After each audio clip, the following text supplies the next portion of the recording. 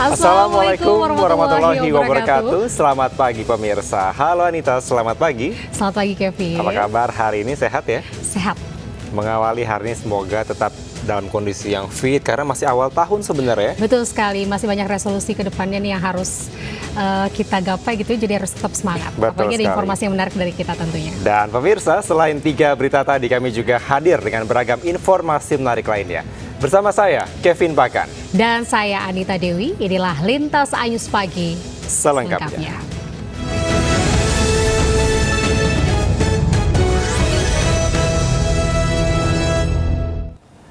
Kita awali informasi pertama. Pemirsa, 3 remaja menjadi korban begal di Jalan Raya Desa Melirip, Kecamatan Jetis, Kabupaten Mojokerto. 6 pelaku membawa pedang dan celurit merampas sepeda motor yang ditumpangi 3 korban.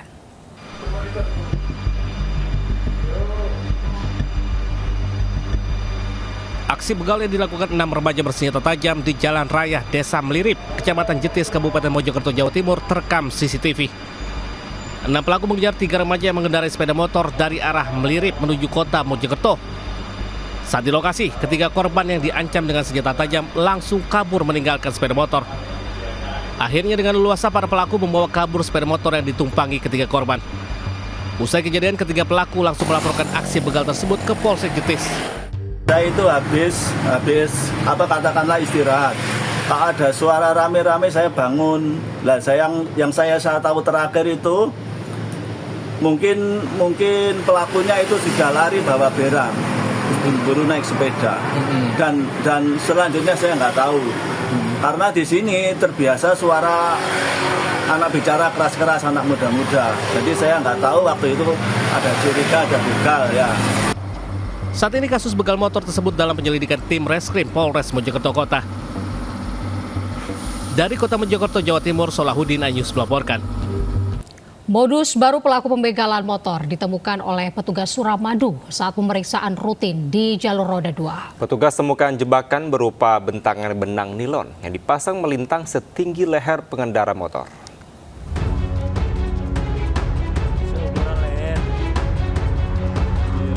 Jebakan dan modus baru pelaku begal ini diketahui saat petugas keamanan jembatan Suramadu melakukan pemeriksaan rutin pada pagi hari di jalur roda 2 dari arah Bangkalan menuju Surabaya.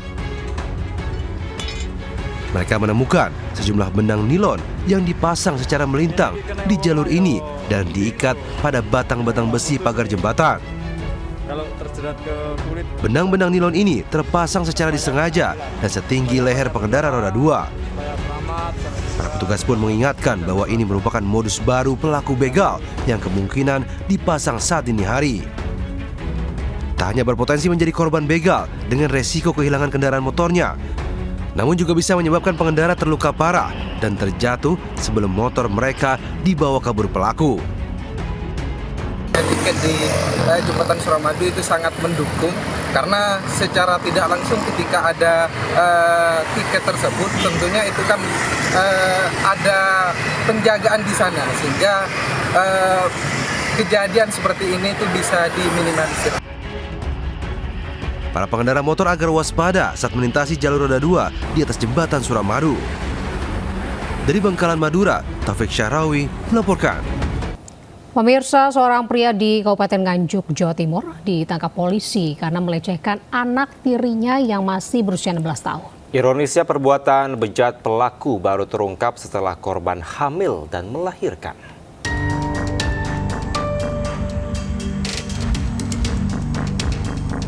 Seorang pria berinisial DP, 33 tahun, warga Nganjuk, Jawa Timur, tak berkutik di tangan anggota Mapolres Nganjuk. Sebelumnya, ia ditangkap karena melecehkan anak tirinya yang baru berusia 16 tahun. Perbuatan bejat itu dilakukan lebih dari 10 kali dalam 1 tahun terakhir, saat ibu korban sedang keluar rumah. Korban tak berani mengadu karena diancam dan kerap dianiaya. Aksinya baru terungkap setelah korban hamil dan melahirkan. Korban sempat menerima ancaman melalui kekerasan, kalau tidak ya ibunya dikekerasi, diancam oleh. Yang melaporkan siapa? Yang melaporkan adalah ibunya. Sebagaimana diatur dalam sistem peradilan anak, di mana anak di bawah umur adalah hak dari orang tuanya dan wajib yang melapor adalah orang tuanya. Akibat perbuatannya, tersangka dijerat Undang-Undang Perlindungan Anak dengan ancaman hukuman maksimal 15 tahun penjara. Dari Nganjuk, Jawa Timur, Mokhtar Bagus, iNews melaporkan. Pemirsa, banjir bandang menerjang permukiman warga di Kabupaten Tuban, Jawa Timur. Selain merendam rumah warga, banjir juga sempat memutus akses jalan antar kabupaten. Ya Allah, subhanallah. Ya Allah, ya Rahman, ya Rahim. Ya Allah. Banjir bandang menerjang permukiman warga Desa Rengel, Kecamatan Rengel, Kabupaten Tuban, Jawa Timur, Sabtu petang.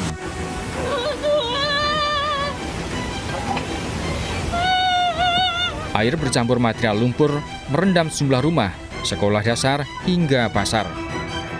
Banjir kiriman dari wilayah perbukitan Kapur ini juga menutup akses jalan yang menghubungkan wilayah Kabupaten Tuban dengan Kabupaten Bojonegoro. Banjir bandang seperti ini hampir setiap tahun melanda. Namun banjir kali ini merupakan yang terparah dibandingkan tahun-tahun sebelumnya. Jam 3:30 sampai jam 5:30 tadi, sehingga luapan air tersebut tidak bisa dikendalikan oleh warga, sehingga air tersebut masuk ke dalam pemukiman warga, ke jalan raya depan pasar Desa Rengel ini sama samping pasar Desa Rengel serta jalan di Pasar Kambing. Pasca banjir, warga dibantu petugas BPBD, TNI, dan Polri membersihkan sisa-sisa material lumpur yang tertinggal di jalan raya agar tidak mengganggu pengguna jalan yang melintas.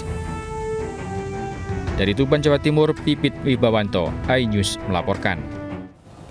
Pemirsa, warga Desa Rembang, Kabupaten Kediri, Jawa Timur digemparkan atas temuan 2 jasad wanita kakak beradik. Belum diketahui penyebab kematian keduanya, namun keduanya diketahui sebagai sosok yang tertutup dan memiliki riwayat depresi.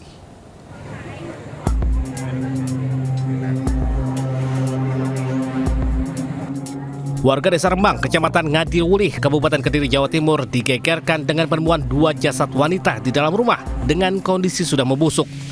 Kedua jasad wanita adalah Mala, 45 tahun, dan Yuyen, 44 tahun yang merupakan kakak beradik. Korban pertama kali ditemukan warga saat hendak mencari rumput yang curiga dengan bau menyengat dari dalam rumah. Polisi yang menggelar olah TKP tidak menemukan tanda-tanda kekerasan pada tubuh korban. Sementara dari keterangan keluarga, keduanya merupakan sosok yang tertutup semenjak kematian orang tuanya. Bahkan keduanya pernah memiliki riwayat gangguan kejiwaan atau depresi. Penyebab meninggalnya belum diketahui, tapi kami sudah datangkan dari Inafis, dari keluarga menyetujui untuk dilakukan visum keluar di Rumah Sakit Bayangkara. Kenapa? Ada tanda-tanda kekerasan dari tubuh korban? Kami pastikan tidak ada tanda-tanda kekerasan. Guna mengetahui penyebab kematiannya, kedua jasad dibawa ke Rumah Sakit Bayangkara Kediri untuk menjalani otopsi. Dari Kabupaten Kediri, Jawa Timur, Afnan Subagio, iNews melaporkan. Pemirsa, polisi menangkap pasangan kekasih yang telah membuang bayi buah cinta terlarang di Pekanbaru Riau. Kedua pelaku ini mengaku nekat membuang bayi darah dagingnya lantaran malu perbuatannya diketahui oleh orang tuanya.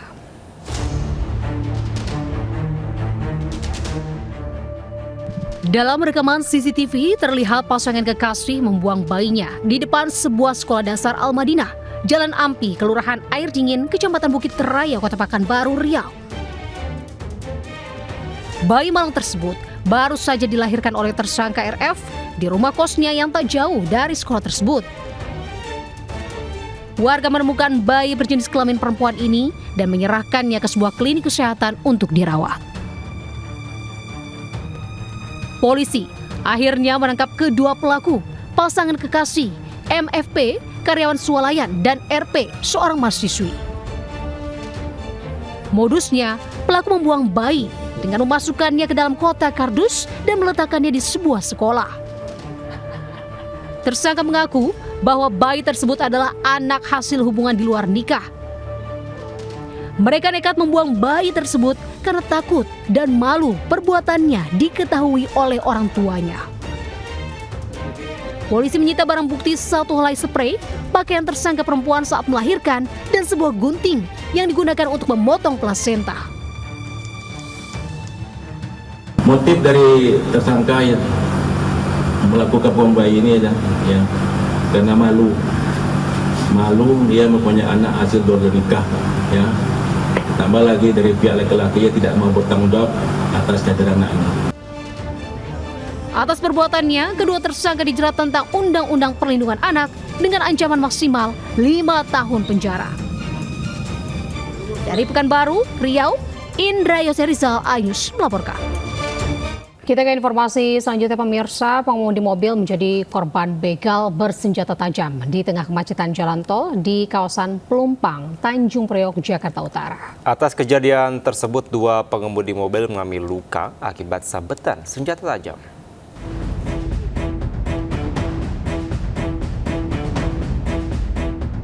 Inilah video amatir yang viral di media sosial saat aksi komplotan begal bersenjata tajam melakukan aksinya di tengah kemacetan jalan tol di kawasan Pelumpang, Tanjung Priok, Jakarta Utara.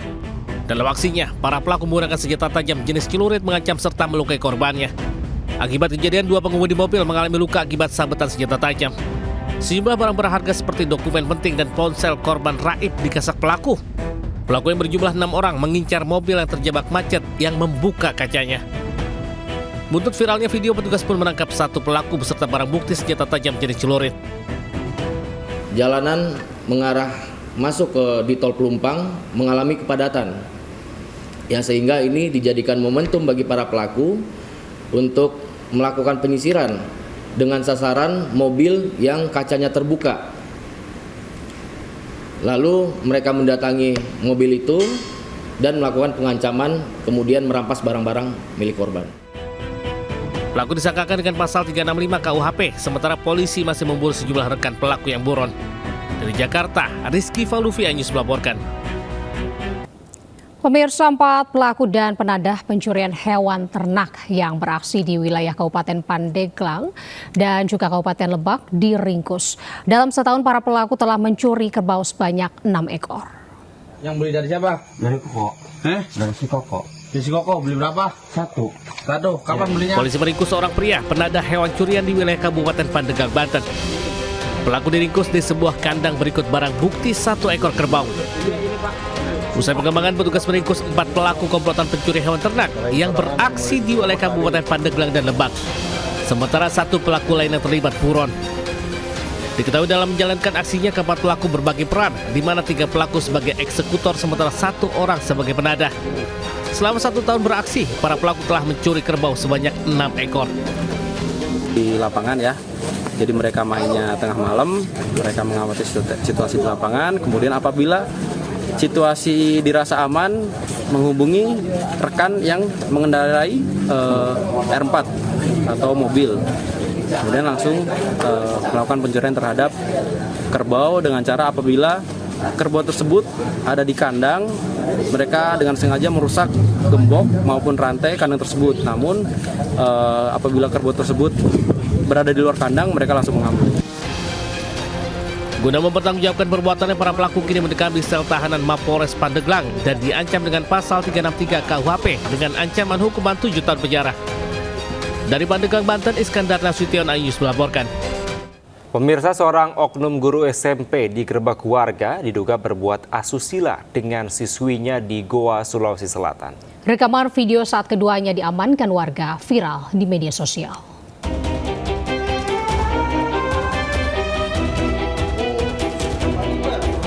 Warga Kecamatan Bungaya, Kabupaten Goa, Sulawesi Selatan menggerebek seorang guru dan siswi SMP diduga tengah berbuat asusila di salah satu ruangan masjid. Saat tertangkap basah, oknum guru dan siswinya terus memohon agar tidak dilaporkan ke polisi. Keduanya pun langsung diamankan di halaman masjid hingga mengundang perhatian warga sekitar. Keduanya akhirnya dibawa ke kantor Polsek setempat guna pemeriksaan lebih lanjut. Awal dari rencana kedua anak tersebut ke tempat wisata di Bisoloro.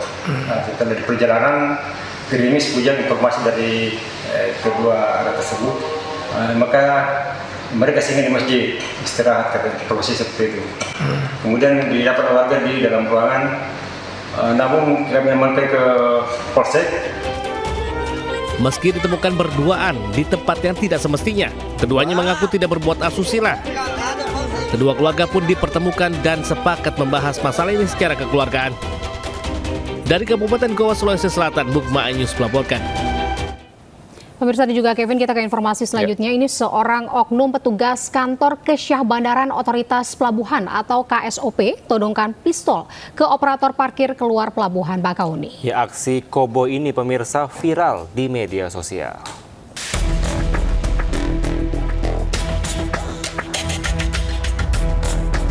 Aksi penodongan senjata api kepada operator tiket terjadi di pintu keluar Pelabuhan Bakahuni, Lampung. Dalam rekaman CCTV, seorang oknum petugas KSOP Bakahuni yang diketahui berinisial YM mengancam operator tiket. Sempat terjadi cekcok lantaran pelaku tidak terima saat diminta uang tiket lantaran kartu pas milik pelaku sudah tidak dapat digunakan lagi. Korban yang menyarankan pelaku mengurus kartu pas tersebut ke kantor ASDP agar dapat keluar masuk pelabuhan secara gratis tidak terima atas ucapan korban. Pelaku langsung menodongkan pistol airsoft gun miliknya dan langsung menarik pelatuk hingga menimbulkan suara ledakan lalu mencaci maki korban. Berbekal hasil rekaman, korban pun melaporkan kejadian ke polisi. Sementara yang kita dapati dari hasil pengecekan tadi itu jenis senjata api jenis airgun, bukan senjata api, lebih tepatnya airgun. Menggunakan gas, berjenis tipenya seperti senjata jenis Glock. Untuk kepemilikan senjata sendiri itu harus ada izin atau gimana? Kalau tentunya pemilikan senjata harus ada izinnya, tetapi ini masih kita dalami dulu, pendalaman terlebih dahulu, kita dalami apakah ada surat-suratnya, kemudian juga motif dari kejadian penodongan senjata tersebut itu apa. Selanjutnya kasus dilimpahkan ke Polres Lampung Selatan guna proses hukum lebih lanjut. Dari Lampung Selatan, Lampung, Heri Fulistiawan, iNews melaporkan. Kita ke informasi selanjutnya pemirsa, belasan ribu kendaraan meninggalkan kota Bandung di hari terakhir libur panjang Natal dan Tahun Baru. Ya, kemacetan parah pun terjadi di kawasan jalan menuju Tol Paster hingga menimbulkan antrean kendaraan sepanjang 3 km.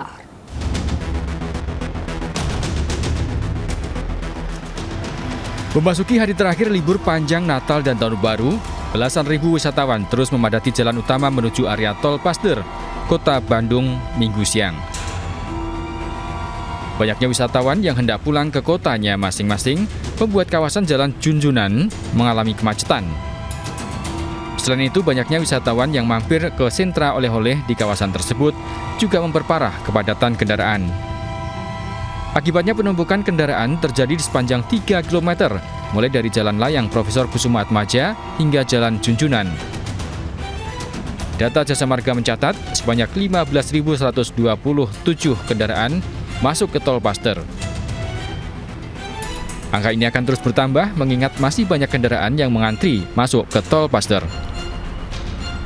Diprediksi antrian kendaraan wisatawan akan terus terjadi hingga malam.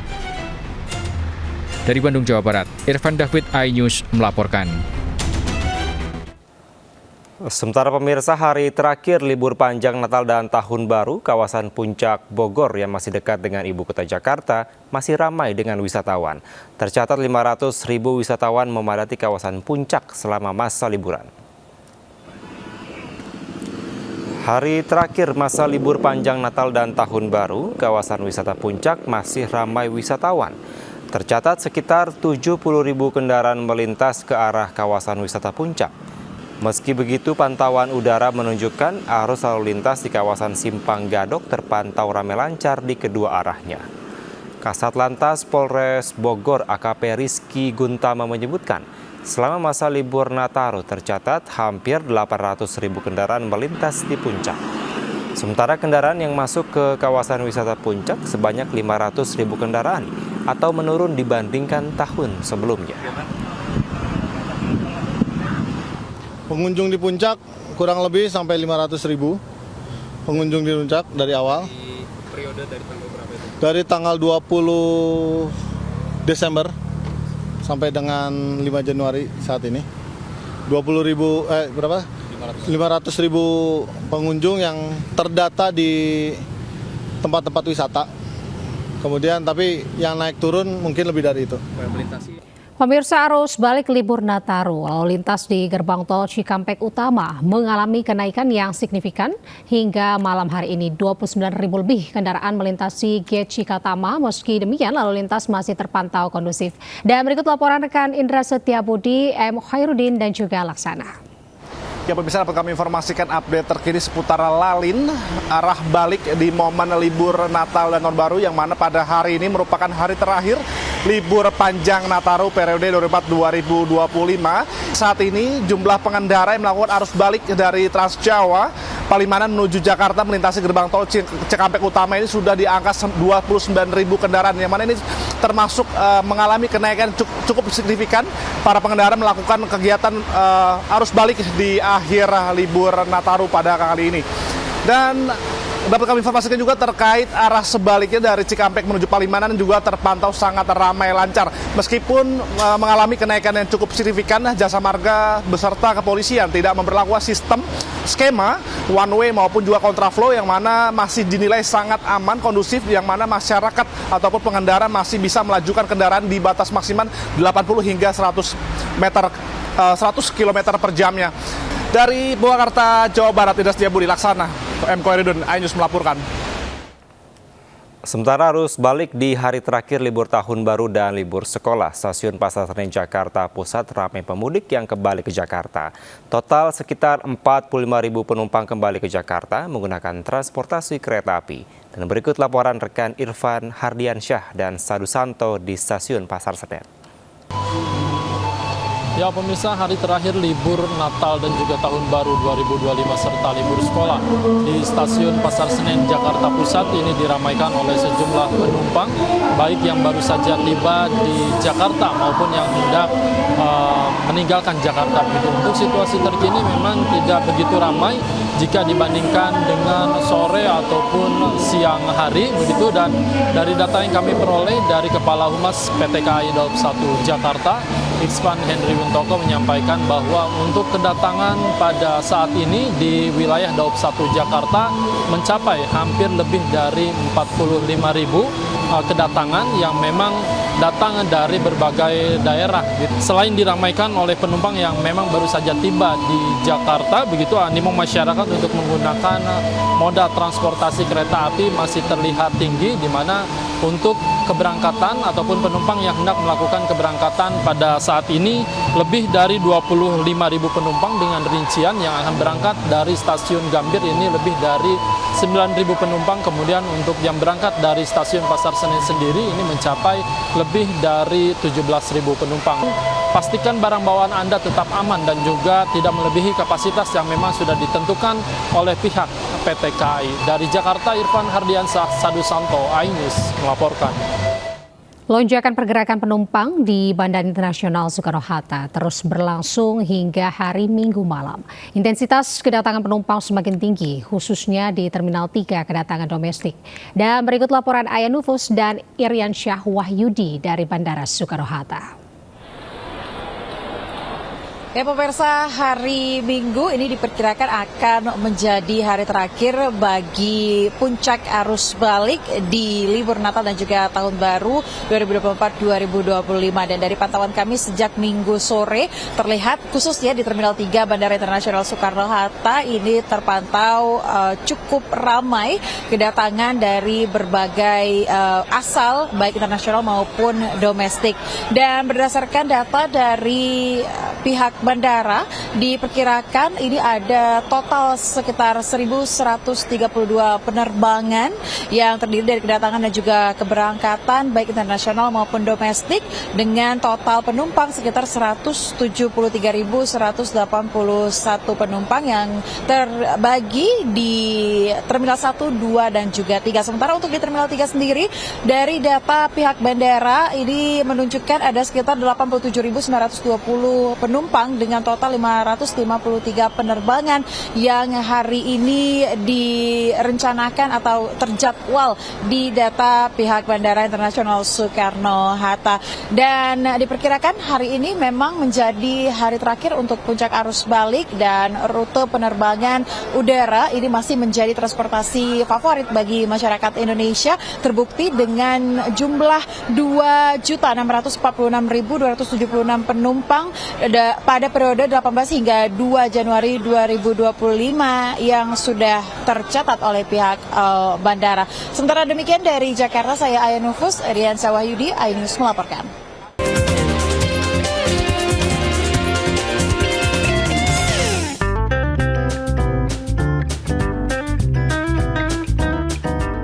Inilah hiasan panel dinding kayu jati yang tertempel di ruang rumah, kantor, hingga kafe.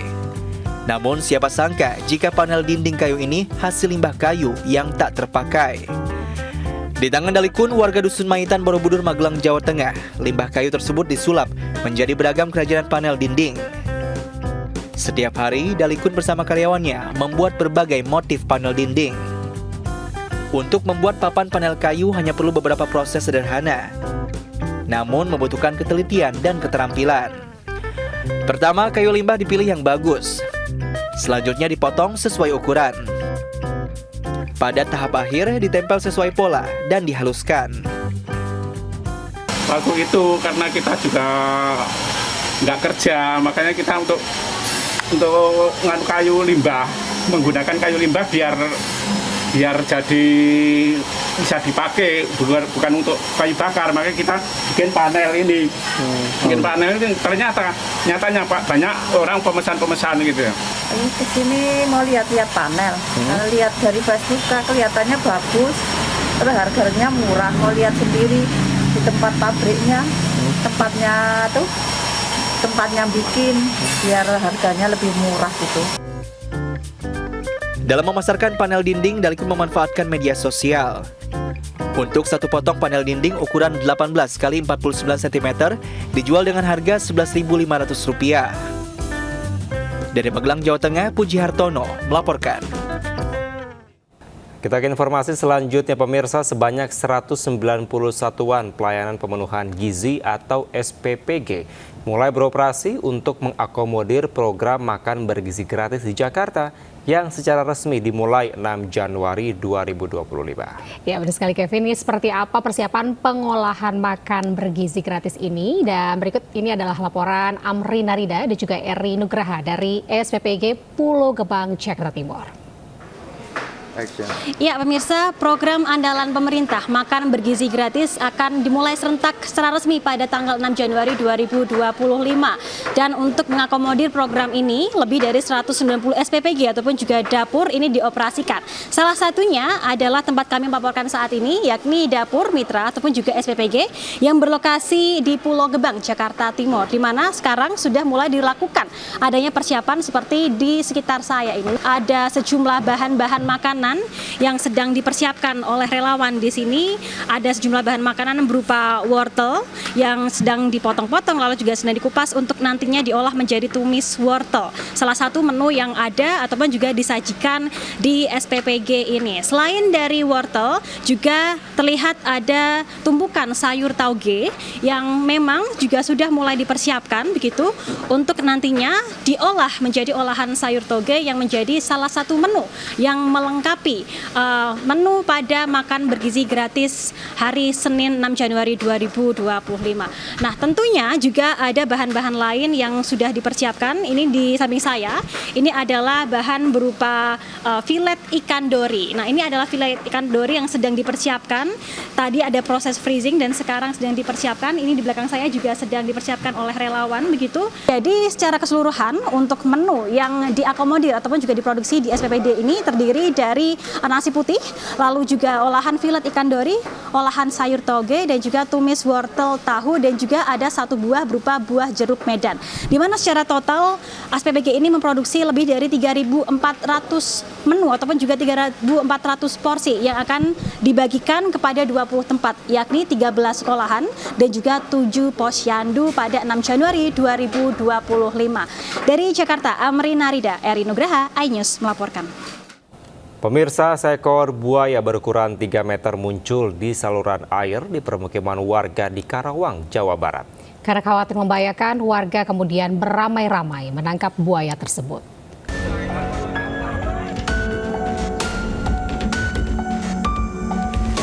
Seekor buaya berukuran besar ditemukan warga di saluran air pemukiman di Desa Rengas Dengklok, Utara, Karawang, Jawa Barat. Keberadaan binatang melata ini mengejutkan warga, bahkan sempat viral di media sosial. Khawatir membahayakan, warga kemudian beramai-ramai menangkap buaya tersebut.